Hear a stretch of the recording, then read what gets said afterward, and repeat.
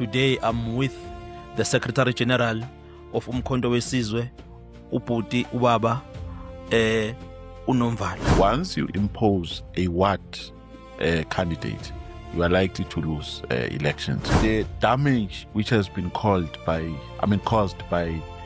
illegal immigration in this country is very huge and very severe. Are you a factionalist, Chief? No. Are you also hijacking the party? I always ask myself, what does it take to hijack the party? A decision which was taken about this comrade was a collective decision. A decision to remove the spokesperson was taken before I came in. So there was some resistance from the leader of the EFF. There was some disagreement. That no, I don't think this should be. Yes. You know, even we're saying, I remember we're even saying there, because we're mentioning Khan. Who else did we mention? Thank you very much. My name is Bongenkosi Khanyile. Abangaziyo bathi mina unqakanqa kuphandela umshini isikhafulagazi into engalali madubule egijima bathi 2x2 4x4 ngangayiyala mina ngixoxa umshushu senkantolo. Isibanyathele imbongolo. Silapha ohlelweni lomkhonto wesizwe. I would cordially want to welcome everyone to the Open Dialogue podcast of Umkhonto Wesizwe. For the second time today I'm with the Secretary General of Umkhonto Wesizwe, uBhuti Ubaba uNomvalo. Baba Ngwane. Siyabingelela ndaba zethu. Ninjani kodwa? Hayi kuyaphileka. How are you feeling? It's during winter. We are still in the revolution. It's youth month. And you are a relatively young Secretary General in the country and in history. I'm feeling very energetic with a renewed sense of hope. And I'm very optimistic that the MK party will secure victory in the upcoming local government elections. No, that's perfect. Abantu nje jobeshile unobhala, let's remind everyone, let's continue to register to vote and vote Umkhonto Wesizwe. The registration is opened online. You can still register online, but on the 1st and the 2nd of August, you can still go to your nearest voting station, make a follow-up, check your status, and register and vote Umkhonto Wesizwe. On the 4th of November, we are voting. Ziningi indaba nobhala ekhona ezweni. Kodwa ngithi ngale kwebalekile amavolontiya engicatha afuna ukuzwa mayebona ubuso bakho nje manje afuna ukuzwa ngoba idibene emabranchini. If I'm a member of Umkhonto Wesizwe party and I wanted to be a ward councillor candidate of Umkhonto Wesizwe, what is the process? No, the process is very simple and straightforward. The process is that you must be a product of the community, simple. Because we are living in a democratic society. So we don't want imposed leaders, because once you are imposed, no one will respect you. You are not going to enjoy respect from your society which you are leading. So the process is very simple. You go to your VD. If a ward, for instance, has 4 VDs, VDs must convene respectively. Yes. And then nominate or elect candidates from VDs. And then those VDs must ultimately convene a ward meeting, which will now consist of all these VDs situated in that ward, to select one candidate now who's going to be a ward representative. And once that has happened, a person who has emerged out of that process is going to be a ward candidate of the MK party. And we are always encouraging comrades to run this process with the highest level of fairness, discipline, and impartiality, because we don't want to go against the will of the people. If you impose councillors of your choice because you love them at the expense of the majority. That is in tantamount with the sabotage of the values of the democratic principles of the MK party. You are violating the guidelines and you are sabotaging the program of the organization, because once you impose a candidate, you are likely to lose elections, because the people will simply make a conclusion that you are disrespecting their voice, because once they speak in numbers and once they speak as the majority, we must respect that, even if that is not inconsistent with your personal wishes as a leader who is presiding over those processes. So we want a very fair and transparent process, like we were encouraging members of the MK party during the consultative forums, that let the will of the people prevail. Yes. Let the will of the membership of the MK party prevail. Now, in this regard, we are saying, let the will of our communities prevail, because, one thing you can never take, one power you can never take away from our communities is a power to decide. If you go against their will, they will simply punish you on a ballot paper. They will just look at you and say, we know where our power is, and we will exercise it openly and without any fear of contradiction and prejudice during the voting process. So that is why we're saying, if you are found to have gone against the will of the people, you must go through disciplinary processes, because we are simply sabotaging the work of the organization. We must ask ourselves as the MK party, why did we lose during the, we had these by-elections? Yes. After the 2024 national government elections. The awards which we won overwhelmingly during the 2024 elections. But when we went with those words to by-elections, we declined a great deal. And have we done a reflection? Have we done an assessment to say, what is it that we have done wrong? Why this huge decline all of a sudden? Yeah. And in my belief, in some of those areas, not in all of them, in some of those areas, we have undermined the will of the people. We did not give them what they want. So no one must impose councillors here or candidates. And if there are people who do that, they must be reported.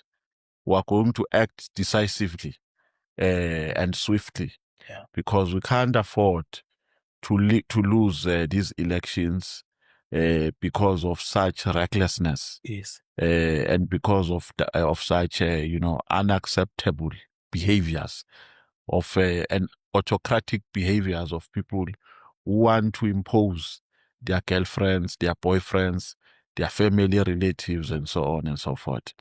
So if we follow these guidelines as they are, I can tell you with my eyes closed that the MK party will win these elections with the overwhelming majority. Mm. So, because you have clarified the one of becoming a what candidate of the MKP party. So, if I want to become a mayor, a speaker of the municipality, do I apply? I ask you because that is the question that most people are asking on the ground. Remember, others, they come from different organizations where you can just easily apply directly to be a mayor, to be a speaker, and so on and so forth. I have an ambition of becoming a mayor or a speaker of the municipality. What becomes a process? We have established in the guidelines a committee called the Elections Committee, which is, I think, the chair, if my memory serves me well, is the provincial coordinator. Even though we are going to amend to a certain extent the Yes. guidelines, but a selection will be made based on the discretion and based on merits, rather. Based on merits, we're going to outline a process of how we will select mayors Yes. or the leadership of the municipalities, ESCOs, and so on and so forth. So we are working now on a process that we will roll out, and that must be adhered to 2 years. when we arrive at that stage. But there will be a process of selecting mayors and selecting speakers. But like I tell you, it's going to be a qualitative process that will make sure that people who take these responsibilities have what it takes. They are not going to be a liability in the municipalities, because if they are liabilities, they will be liabilities at the expense of the organization. We don't want people here who think this is their time to eat. That now it's our time. We've been watching the ANC guys Eating alone. eating alone. So it's our time. We're now on the dinner table. No. We don't want such things. We want people who will come with an attitude of infusing a paradigm shift in the local government sphere, and who will come with initiatives and who will come with progressive initiatives and thought process. We're not going to come with an intention of becoming rich overnight. We'll say, no, now it's my time to be rich. We've been watching these people and so on. So we're going to outline the process of selecting the mayors and the speakers and the leadership of municipalities at large. Recently, SG, we've just passed the date, which was the date for anti-illegal immigrants activists to push for the agenda that those who are not registered, those who are without papers in the country, they should leave the country.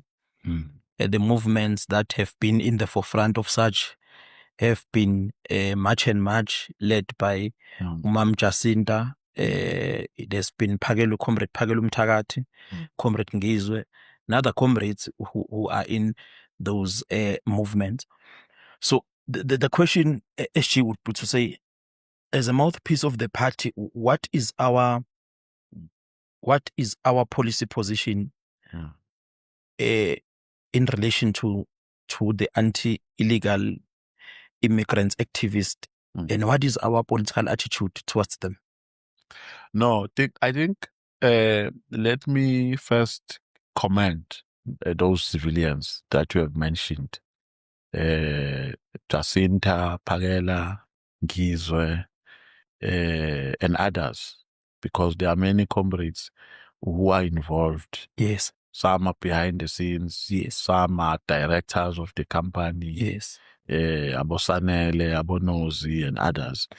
So let me commend them for taking this initiative, because the issue of illegal immigration in the country has become an uncontrollable disaster. Okay. The police have failed, the government have failed to deal with the issue of illegal immigration to a point where it just became a normal misconduct to see illegal immigrants here. The police were helpless, the police themselves. That is why in some instances they would accompany the march-to-march comrades and watch them, chasing out illegal immigrants. But also the damage which has been caused by illegal immigration in this country is very huge. and very severe. There are areas in our townships which our South Africans have surrendered to True. illegal immigrants. And those areas are centers of crime. Yes. That's where drugs are being sold. That's where drugs are being manufactured. Yes. And I always say, if you come to South Africa with good intentions, go to Home Affairs and register and become a documented foreign national. Yes. Because why do you cross the border illegally if you are coming here for good intentions? Why? What is it that you are hiding? Because if there's nothing you are hiding, if you are coming here maybe to chase greener pastures, this country is open for that. Go to Home Affairs, register, so that the country will know your whereabouts. Because the most problematic element about being an illegal immigrant is that when you commit crime, you are invisible. Yes. You are untraceable. The government can't even trace you because you don't appear in our system. And what becomes worse is that when after they've stolen these cars, because some of them steal cars and they cross borders with them, they just disappear. And and leave people being casualties of their criminality here in South Africa. So illegal immigration, the fight against illegal immigration is a genuine cause, it's a genuine battle, it's a genuine fight. And as the MK Party, unapologetically, we pledge our solidarity with the struggle of March and March. And this is not a PR stance, no. It's a genuine allegiance, it's a genuine alignment because we understand the damage which has been caused by illegal immigration in this country. The government has completely failed to deal with this thing. Yes. And when there are people, because we now see the outcomes, people are leaving, illegal immigrants are leaving the country. Yes. We're getting reports that this number is left today, that number is left today. So those are great news because these are the results which we would have not seen if we had left everything to the hands of the government. The government, yes. Because we must make a comparison here of what results have we seen when this thing was left in the hands of the police. Yes. And what results are we seeing now? There's a huge impact which has been infused and which has been inflicted by this illegal, this March and March gesture. Yes. So we pledge our solidarity unapologetically so. And we really don't care about people like Mbalula because we know Mbalula just opens his mouth and talks without any thought process. So he criticizes them every day because every day he's on TV, calls media briefing to attack people, not to talk about the program of action of the ANC, but to launch an onslaught against genuine citizens, against the MK Party, because he's very obsessed about the MK Party and President Zuma. So people like him must be known and be exposed for who they are. They are not patriotic. They are not patriots. They don't care about this country. The only thing they care about is the survival of the ANC by hook or crook. Even if that survival happens at the expense of the interest of South Africans and at the interest of this country. So March and March must be defended. And we can't allow, because they are advancing a noble objective. Yes. So we can't allow clowns and fools to attack them every day when they are feeling bored they just call a media briefing An attack. and attack much and attack our sister Jacinta. We can't allow that. We must respond decisively. If they want to attack, they must come to us, politicians. Yes. They will find us waiting for them. Not to go for a woman like Jacinta, because they have victimized Jacinta for no apparent reason. While she was still on Vuma FM, they took her job and they celebrated after that. Yes. You know, and you ask yourself, what kind of leaders are we dealing with here? With no moral authority, no moral compass, who just in the midst of socio-economic conditions we live under, who celebrate a loss of a job of a South African. What kind of a leader is that? So they've been victimizing people, and now as South Africans, we must just take this thing to the street and say an attack to people who are advancing a genuine cause like March and March is an attack to us as the MK party. We'll never allow that. The same way we did and the same way we pronounced ourselves as the MK party on the Mkwanazi issue is the same way we must pronounce ourselves now on the March to March issue. Yes. So, Eshi, what is your comment? Because there was people were questioning why did Babu Cyril Ramaphosa call uBhuti uPhakela uMthakathi noBhuti uNgizwa and never called Mam Jacinta to a meeting prior the date. And the response of uBhuti uMbalula was that you also called MK also called Jacinta into a meeting, and that was seen as an attempt to divide anti-illegal immigrant activist, which is Mam Jacinta neMarch and March, Bhuti Phakela neNsizwa noMnsizwa Foundation and Ungizwa. It was seen as something to divide. What would be your comment on such? No, my comment will just go straight to March and March people and organizers. I will just say to them, they must now work as a united bloc. And they must be resistant to any elements which seek to divide them. Yes. Because with this cause, they are going a very long way. And the history will record them as one of our heroes and heroines who took this battle to the street and who attacked the enemy directly, who dealt with the problem directly without any fear of prejudice, without any fear of jail, of being imprisoned, of being tortured, and of being isolated.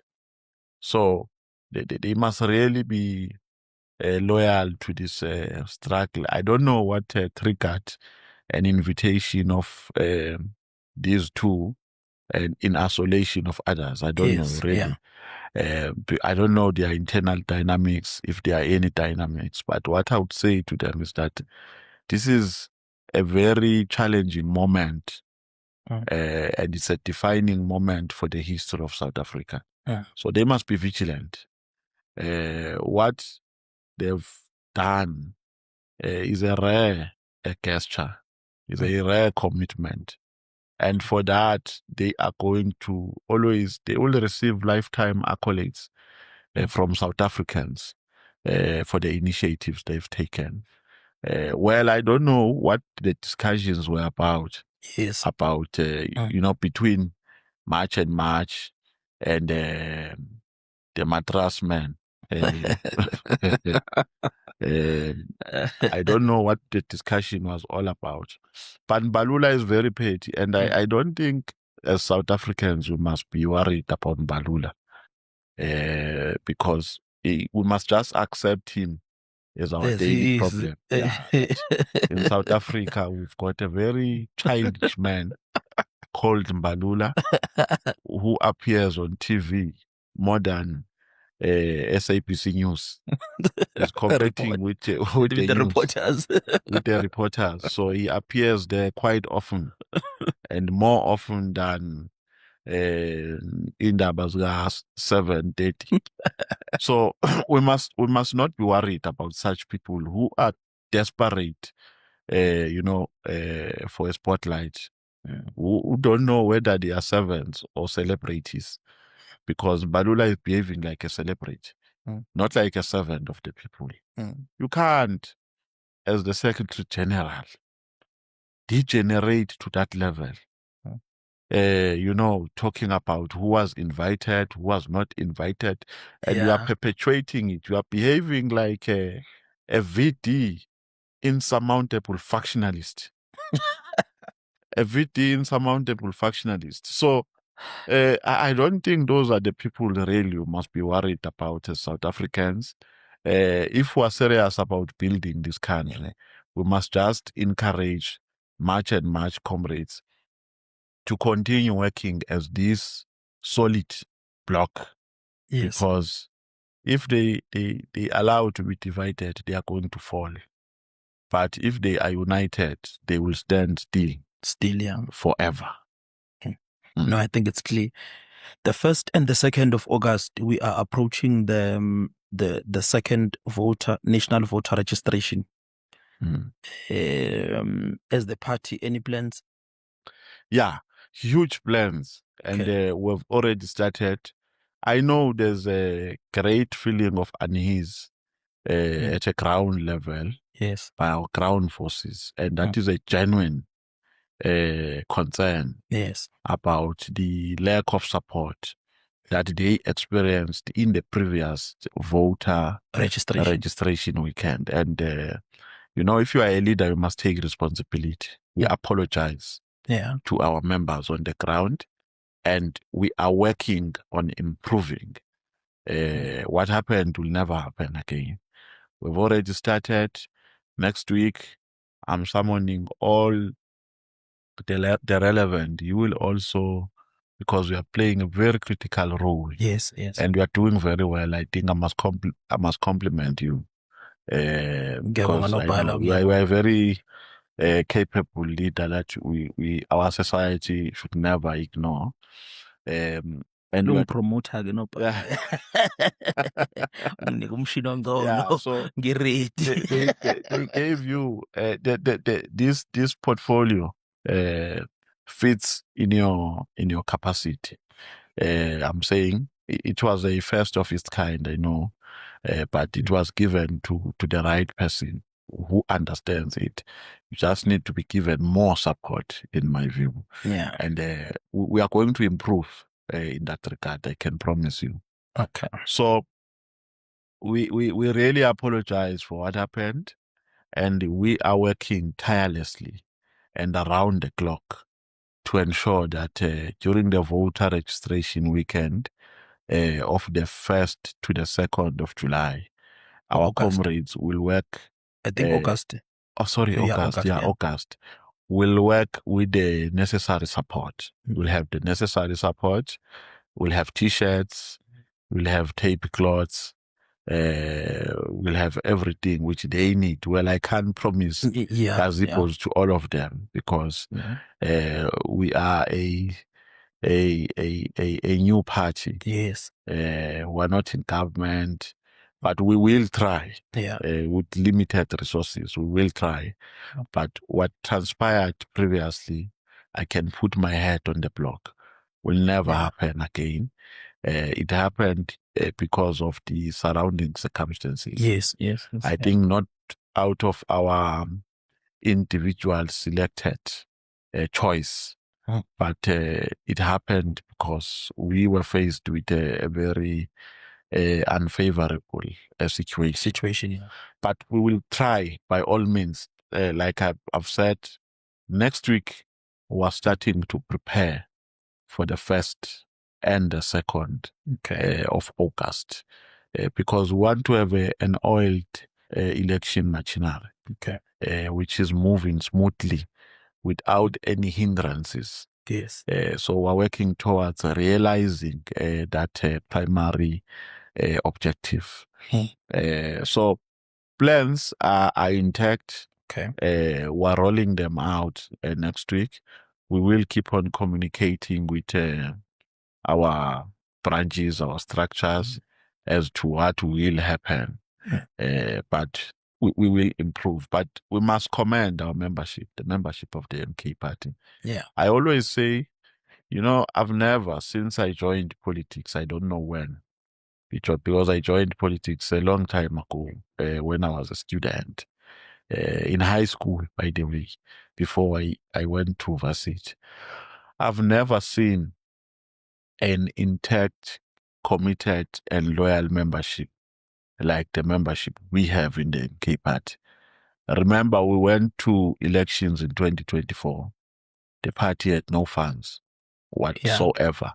I remember in my branch, you can go there now, you will ask them, because I was a branch activist in 2024. I had no position in the MK Party. We were running our campaign using our resources. I was an attorney at that time, running a law firm. I was taking monies from my law firm, funding my branch. In its outlook, you'd think it got some funding from somewhere. From somewhere, yes. We had bibos, we had T-shirts, we had everything during the 2024 government, national government elections. So we funded everyone. I mean, not me alone. I know that was the case across. People sacrificed their monies. In the previous voter registration weekend, the financial support from the party was not adequate, was not pleasing. Yes. So, but people are still standing with their party, even though they are strongly aggrieved and from a genuine point of view. Yes. And I understand where their anger comes from. Because they are now saying, we're now an official opposition in the even though we're not in government, we're in parliament. We're getting monies from the IEC. So why are we struggling so much? Like we struggled in 2024. It's a genuine concern. It's a genuine grievance, and we're working. We're doing everything in our power to ensure that a mistake which happened in the previous voter registration weekend does not happen again. No, I think that's well articulated. What are the plans, SG? If I ask as a ground force, do we have any plans for election manifesto, any launch, any rallies upcoming, any programs, any campaigns? Are we even election ready? Are we ready to take? Are we going to take elections? I think there would need your input. Yes, we're more than ready. There are many programs in place. Remember, when these structures were elected, yes, the election structures, we drafted the terms of reference for them, which are very programmatic in my view, because they give guidance to programs which must be conducted in branches on a weekly basis. On Fridays, they must do Green Fridays. On weekends, they must do visits to our traditional leaders, to our traditional healers, to clinics, public, service centers. They must do door-to-door campaigns. They are very programmatic, and if we comply with the terms of reference, and with the terms of reference. I can tell you for free, the MK party will secure victory on the 4th of November. I'm very optimistic. But secondly, we are also having national programs. We are going to announce dates, but we are planning to have 2 rallies. Okay. We're planning to have a rally to launch our local government manifesto. Yeah. Yes, we're planning to have it in Mpumalanga, Okay. in Bombela, which will be addressed by our president, President Jacob Zuma. We are also planning to have a Siatata rally on the eve of our elections, of the election date. So those are the programs, but also they are not limited to those, because we are also having service delivery and anti-corruption marches, like the one we had in eThekwini. They were quite big, very big, very massive, big. yeah, very, very, very, very massive. And I last saw a march which was big like that one. I don't know when. Even the ANC has never had. They just never pulled that. They never pulled such Never. numbers. Yeah, they've never. It was the first of its kind. So we will do it now here. Okay. In Johannesburg. Okay. And I think really there must be synergy between the SGO and your office, because I think your office, your scope of framework is relevant to these programs. Definitely. Yeah. So we will have those matches also across. We want to do them to all metros. Okay. So from here, we must go to Mangaung, Cape Town, Eastern Cape, because that's where we have metro municipalities. So we're quite busy. There is no weekend with no political responsibility. You must know that if you have 2 T-shirts, they are not enough. You need to buy more. Because if you have programs from Friday, Saturday, Sunday, and you have 1 T-shirt, you are going to smell armpits. And it will be difficult for us to hang around with you. So well, you must buy T-shirts because there's no time for we wash we lean and wait on the following day.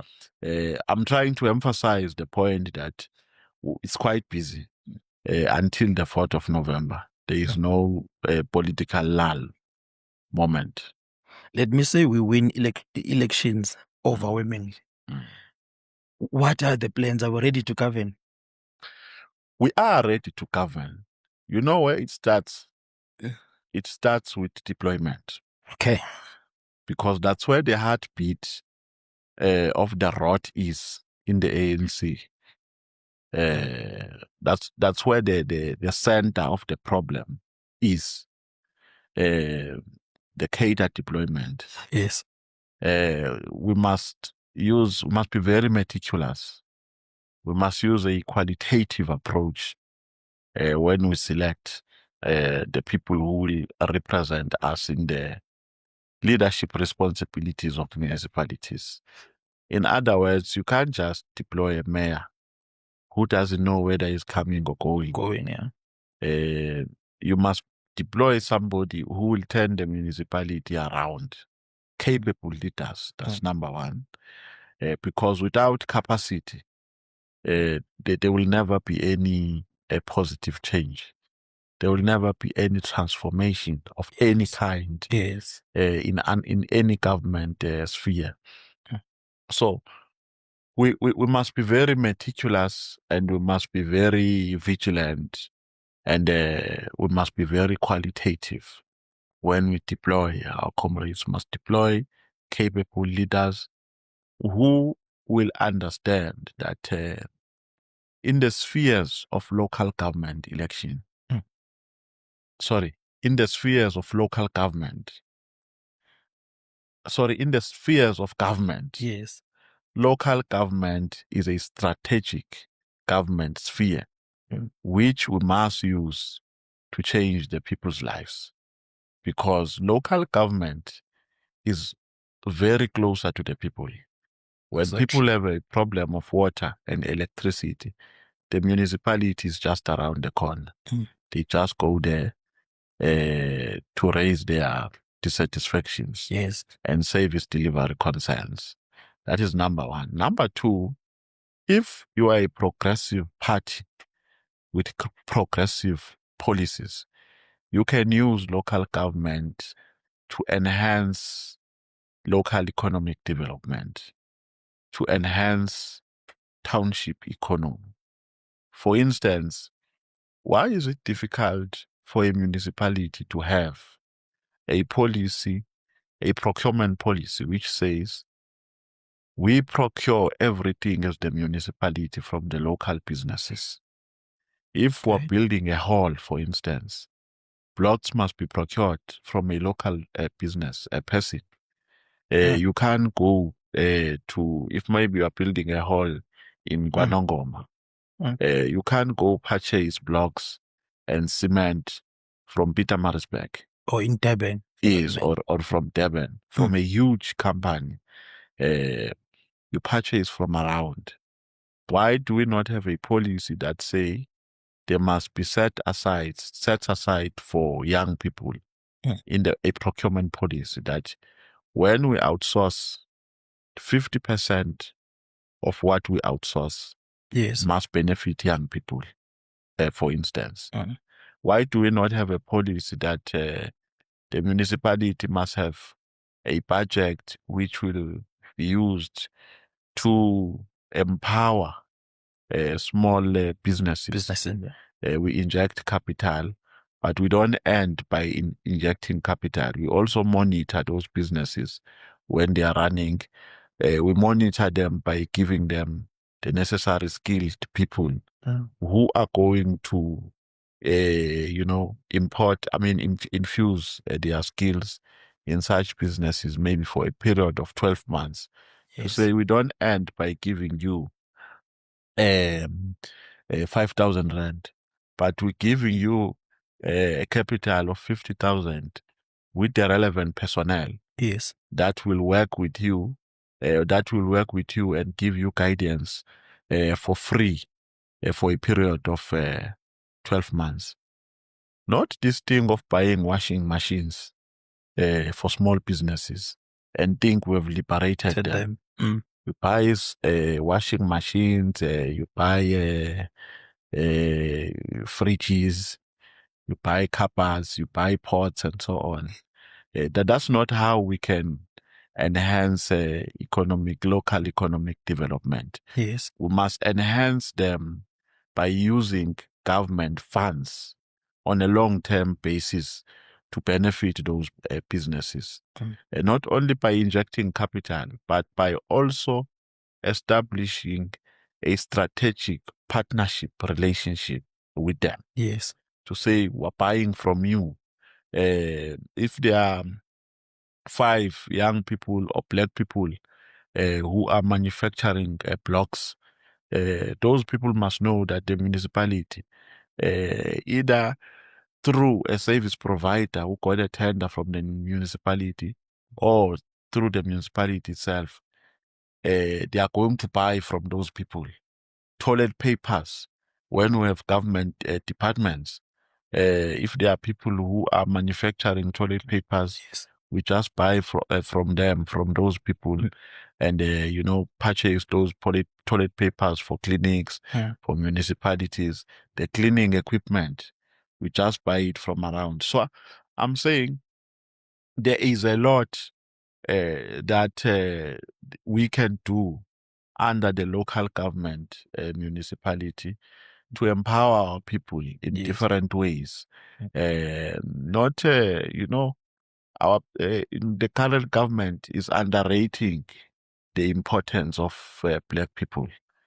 They think it's enough to hire a black person as an EPWP employee and give him 1.5 per month. What is that? 1.5.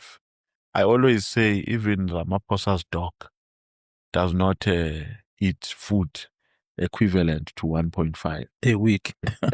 Yes. So their workers, some are earning 800 per month. And you'll be shocked if I can tell you that I received some of the complaints from various municipalities of people who are saying, on our pay slips, we don't earn what is written on our pay slips. Some on the pay slips are earning 2.5, but in actual sense, they are getting 1,000.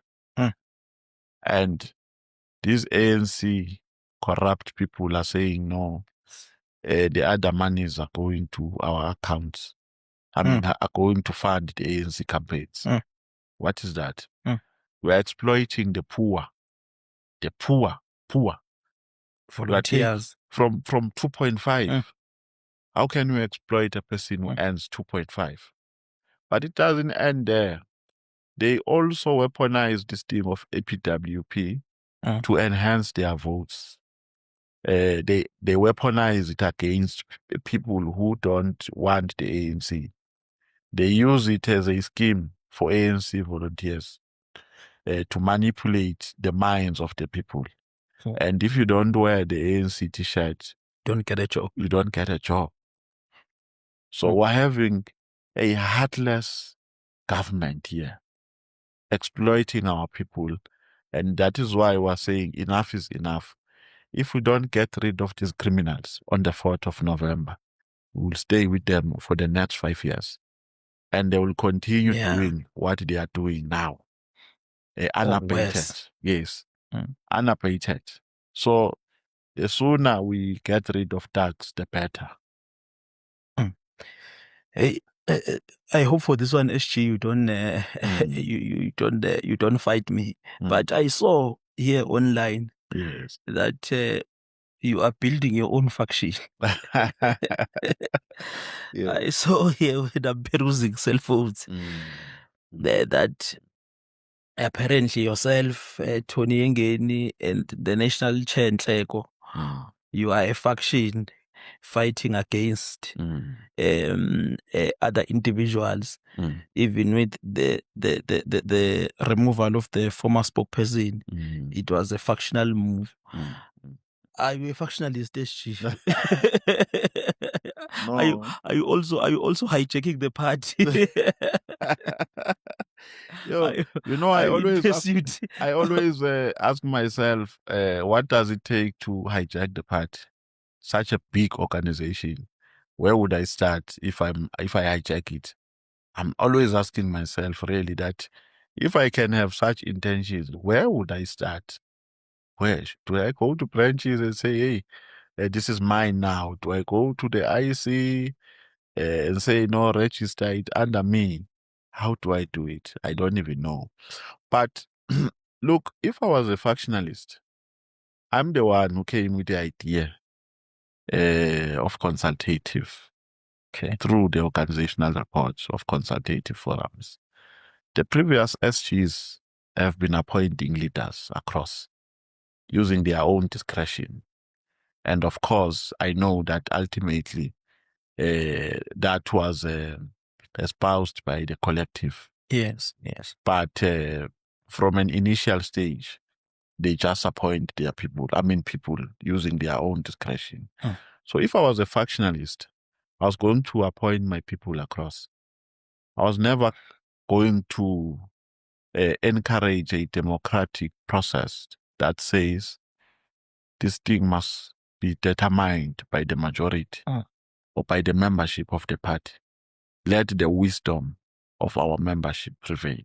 Yes. That's where you must start to make your analysis.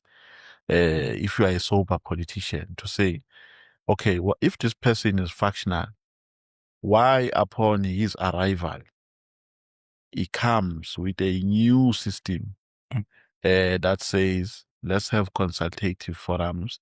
And the idea of consultative forums was not to elect, but was to encourage comrades to, on consensus, make a determination on who must execute which task Yes. where. And I only attended 3, if my memory serves me well, consultative meetings. I attended Johannesburg. I attended 4. I attended Johannesburg. Yes. I attended Pietermaritzburg, Moses Yes. Mapida. I attended eThekwini. Tegwini. I attended Islanda. Out of how many regions? If you are saying Nomvalo manipulated those processes, how? Because our comrades from the officials, from the PTT, and yourself as well, and our comrades who were assisting, presided over those processes. And they were making appointments. Yes. And I was saying to them, just allocate positions because you were there. So you understand, you have a sense of what transpired, who is capable at the first value and so on. So I gave them that discretion to allocate positions to people, and I received reports. So how can a person who wants to hijack the party have an open door policy Yeah. like that? A policy that says, let's work as the collective. A policy that says, let's let the will and the voice of our membership prevail. Let it prevail. Because if I wanted to steal the party, I was going to continue with the established norm of doing everything on my own, appointing structures, and say, no, these are the relevant people. But the dissection we made at a leadership level as a collective was that this methodology, this criteria has never worked for the party. Because if I go to Limbombo where I know no one at the ground level, where I know no one into detail, if I go there and make appointments, from which perspective and from which briefing am I going to rely? Yes. Because the likelihood is that I will meet a factionalist there who has a proximity to me and who will only advocate for his friends. Yes. And you would find that these friends are not even enjoying support on the ground. They are rejected by the masses on the ground. And I appoint those people relying on that briefing. So that is unsustainable. And that is not helping the party at all. So we said, for a change, let us establish this process. Yeah. Now, my brother, even if you can go to elections, you will have people who are not going to be satisfied with the process. Those who were not satisfied with this process, they started to label it. They said Nomvalo is coming with a new concept of conferences. Nomvalo is coming with ANC tendencies, and so on and so forth. But what makes me sleep peacefully at night is that at least the interest of the organization has been catered for. And the majority of our membership is happy. I know each and every democratic process has casualties. Yes. And those who are in leadership positions, that is why they are lamenting. It's because some of them did not come back.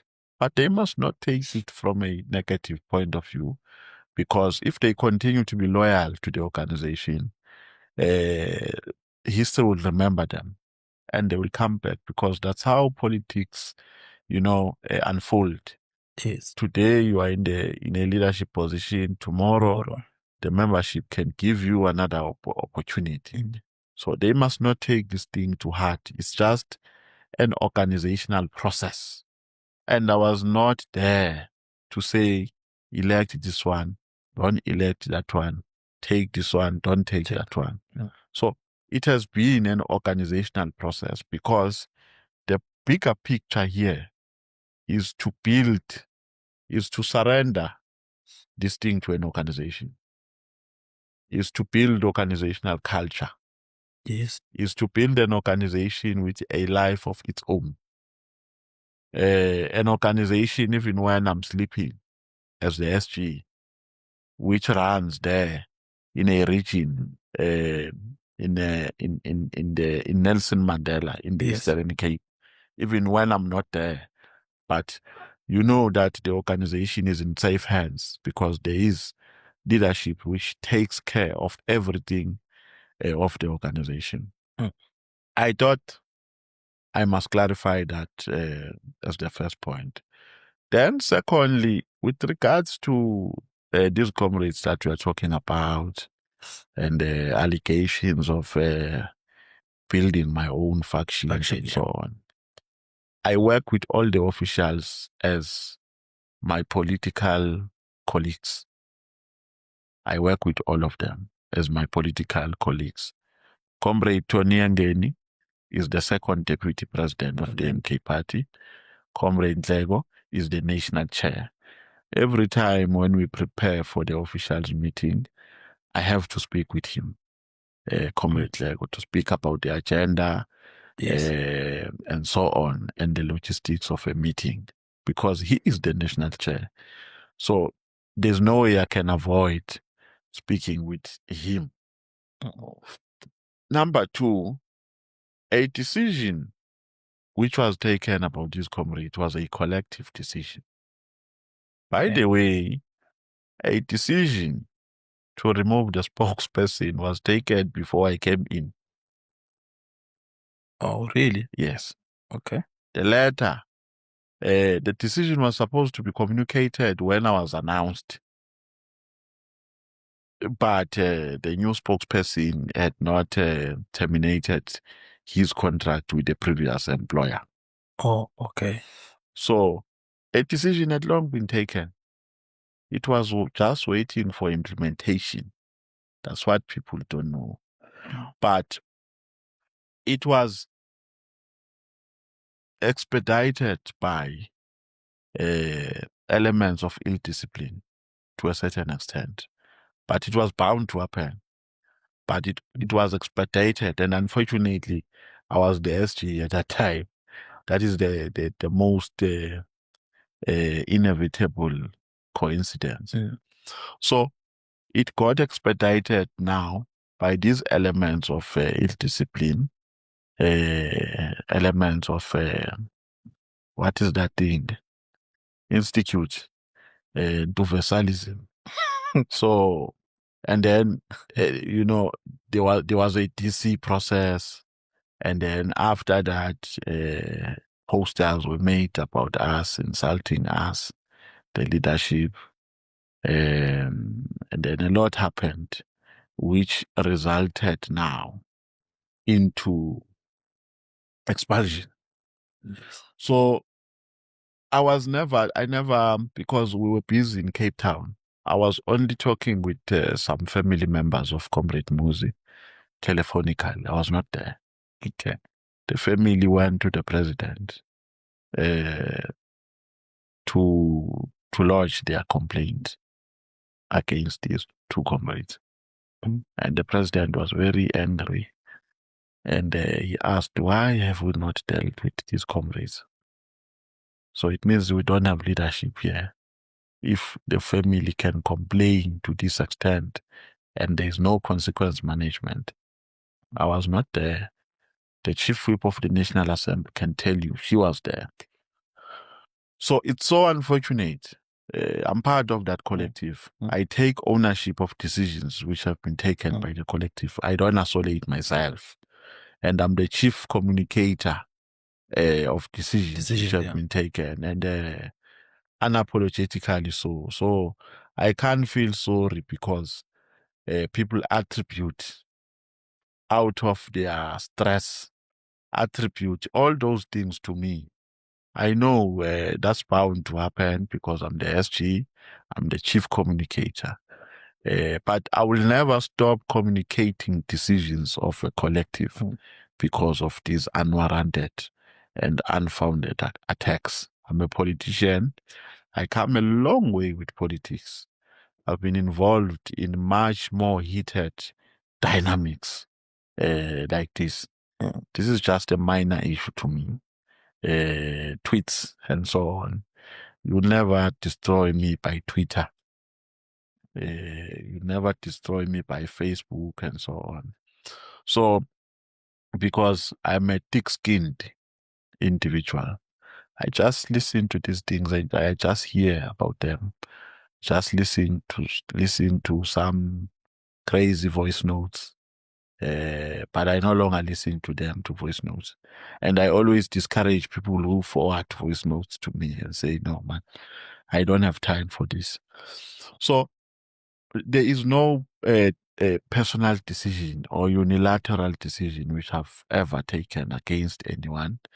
And if anything, I've always been working with the attitude of wanting to work with everyone. Yes. Since my arrival, I have an open door policy. I say, guys, this task is very huge. It can never be achieved by an individual. Let's come together and work in pursuit of organizational growth, in pursuit of advancing and deepening the aims and objectives of the MK Party as an organization. So these are just attacks which will always be there in the revolution, especially when we are a leader. You must not be a crybaby. When people attack you, then you say, I can't work today. Why me? Many attacks have been coming in different forms, including concocted fake intelligence reports. I know all of them. I know the network. I know the network that concocts those intelligence reports. I just caught one some weeks ago, done by senior leaders who just decided to meet over a very cheap bottle of whiskey and concocted a report against me. Then I detected that report. Then I said, I will challenge these ones. I will now behave like a lawyer. I will just compile all evidence of what they are alleging here, and they must come and prove. But if they don't if they don't prove, there must be consequences. So those are elements that we have. When you just have, and I'm told after concocting that report, they celebrated, they were laughing, we're done with him. And they submitted that report. But why would someone do that? To the leadership. No, I'm saying those are elements that we need to deal with in the MK Party. Elements of always wanting to outmaneuver each other for no reason. Elements of propaganda, lies, queues. Some of the queues, when people are queuing up to see the leadership, they are just going there to lie. To lie. And some are programmed. People organize. I just caught one. There was a grouping there, which was in a 24-seater, 22-seater when I got in Kantla. They thought I don't know them. They were coming from a certain province. So they went there. When they go there in separate groups. When they are coming from the same branch. And when they arrive there, they say, no, I'm coming from Malanga. I come from Free State. I come from Northwest. People who are coming from the same branch and pretend as though they are representing their whole country, the entire country. And they lie. And the most common language here, infiltration. That Bonkosi is an ANC member. We know he works for the ANC. He's infiltrating. He's an agent. Provocateur. Yeah. He's an agent provocateur. He works for the ANC. Why are we doing those things? For whose interest? When we just decide to peddle lies against certain comrades in the organization because we want to outshine, we want to outmaneuver, we want to get rid of them. For whose interest?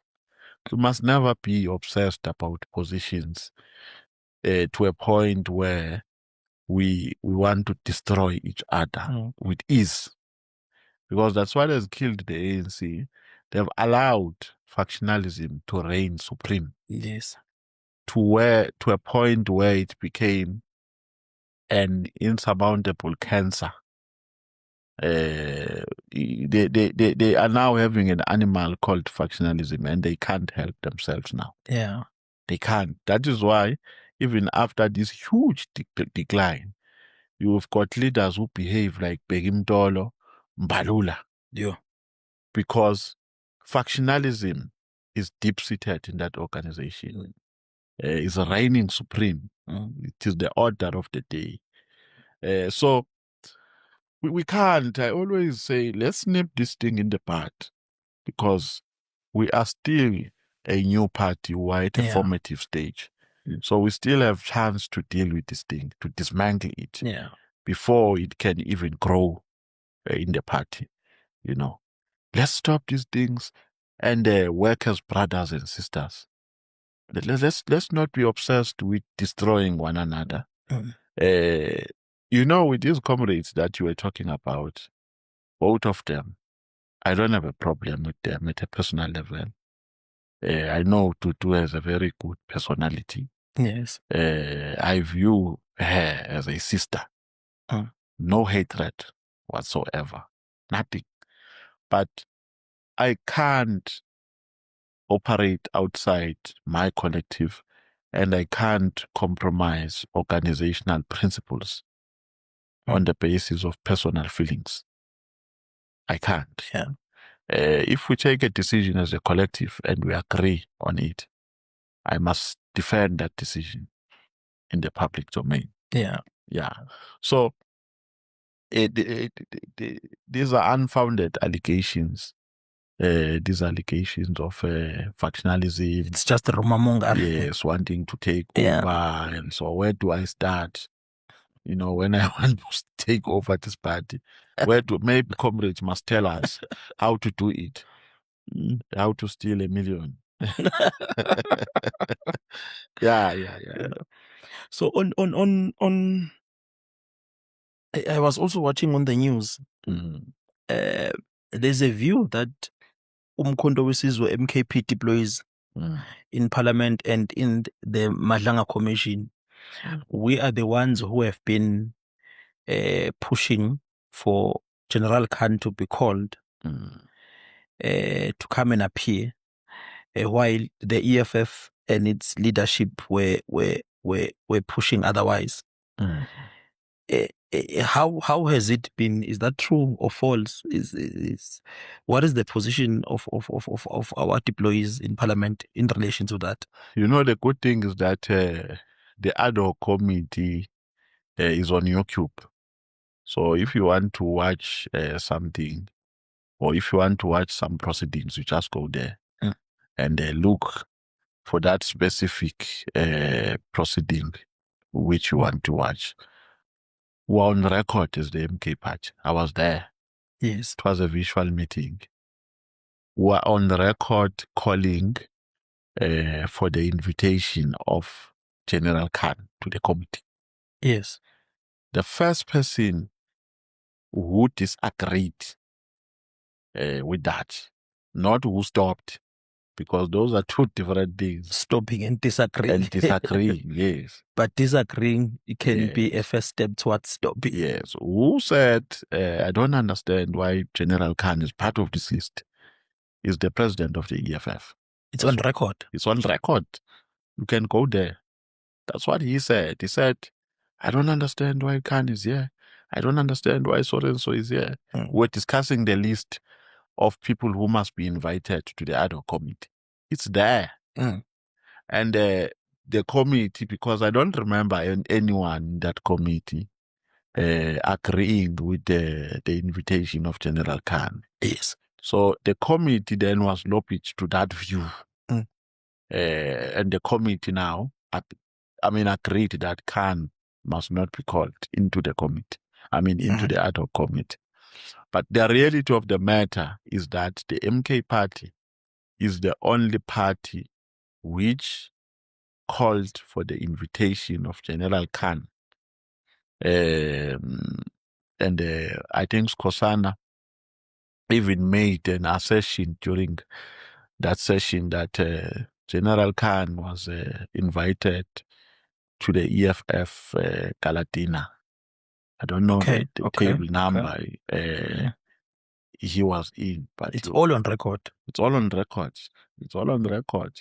So I have not gotten an opportunity to watch the Madlanga Commission. Okay. When Honorable Shong was there, I've not gotten an opportunity to watch his testimony. But that is what I can account for as a member of the ad hoc committee. So there was some resistance from the leader of the EFF. There was some disagreement. That no, I don't think this should be. Yes. You know, even we're saying, I remember we're even saying there, because we're mentioning Khan. Who else did we mention to be called? I think we mentioned Zuma. We mentioned Cyril. We mentioned Mbeki. Okay. Because General Nhlanhla Mkhwanazi, when he appeared for the first time before the committee, he made an allegation that during Mbeki's term, there was an infiltration in the operations of the police. Okay. He even said he remembers that at some point there was a sabotage of the security of President Zuma. He was driving around with cars with no air conditioners and so on and so forth. So we said Mbeki must be called as well. To come and testify. Yes, because according to General Nhlanhla Mkhwanazi, that was informed by political interference into police affairs. I remember the EFF leader, when he responded, he said, no, we're calling Mbeki for what? Mbeki is not a mechanic. He's not a mechanic. We are calling him for cars, air conditioners and so on. So he tried to downplay it like that. Yes. He tried to diffuse it like that. But he never agreed with us calling General Khan. I mean, that's a fact. But you pushed. We pushed as the MK party on numerous occasions because, and the person who was driving this thing is Honorable Skosana. Okay. Yes, he's the one. You know, sometimes I would even call him and say, give me some facts about this Khan person. Say, no, General Khan is the one who was invited into the EFF Galatina. Drugs, these drugs that, don't know, he was involved in a drug scandal and so on. So it's a fact that Julius Malema disagreed with the invitation of General Khan. Let's go to YouTube and replay. And replay. We will hear what he said. No, but also my sentiments around the ad hoc committee now generally, my sentiments are that we missed an opportunity. Okay. As the ad hoc committee, that's a reality. We missed an opportunity to dig and trace the rot in its totality. In subs. Some people, when they want to downplay the testimony of General Nhlanhla Mkhwanazi and his media briefing, are saying, no, he alleged that there's an involvement of NPA, there's an involvement of judges, magistrates, and we have not found that. No, but Nhlanhla Mkhwanazi is a police officer. Yes. It's in his right, and it falls within the ambit of his official responsibility to allege, and on the basis of prima facie evidence. Of And course. whose responsibility is now to establish facts and to make a further investigation on, or prosecute rather, Yes. and to make judgments and so on. That's a responsibility in a normal court environment of a prosecutor and a judge. Yes. But there is a lot that has happened after the 6th of July last year. There is a lot of rot which has been exposed. And that rot outweighs the lack of ascertaining the involvement of the NPA and the judiciary. Yes. But the rot was important and very fundamental for South Africans to know, Yes. because this rot has been prevailing at the expense of South Africa, because the NPA, the police, in terms of the value chain of our justice system, are at the entry level. Yes. And once there is rot there in SAPS, even the NPA is going to be weak. Even our courts are going to operate like a sketch. True. Because the police are not doing their job properly. So if this rot has been in IDEC, IPIT, SAPS, Hawks, I was very shocked when we were told by Kat Matlala that he had an ice boy who was a police officer. Imagine. I think that guy is a sergeant or what, I don't know. So that's how deep-seated and that's how detrimental this rot has been. Yeah. To have hardcore criminals calling the shots in the police. To have commissioners, a whole commissioner stealing a fridge, which was donated to the police for a ceremony. Sbia. He takes it home. He took a fridge home. A fridge which was less than 10,000 rand. Donated by Kat Matlala. So it was necessary for South Africans for that criminal, network to be exposed. Yes. You can't prove everything, really. It's impossible in this country because crime is too advanced. Very. Yeah, it's too advanced. So we must appreciate General Nhlanhla Mkhwanase for what he has exposed and for what we have experienced as outcomes of that media briefing of the 6th of July. In 2025. No, thank you very much, SG, for your time. I think your team is also complaining that you are due for a flight. Okay. Let's postpone all our questions for the next sit down. I think we need one very soon, so that we can discuss other pending matters, because we still have much more to discuss.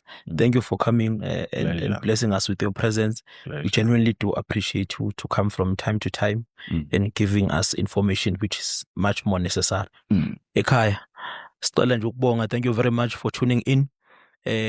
Please, on your comment section, you can comment by suggesting the other leaders of the MKP that you can also invite to have a chat with here on the Open Dialogue podcast of the MKP.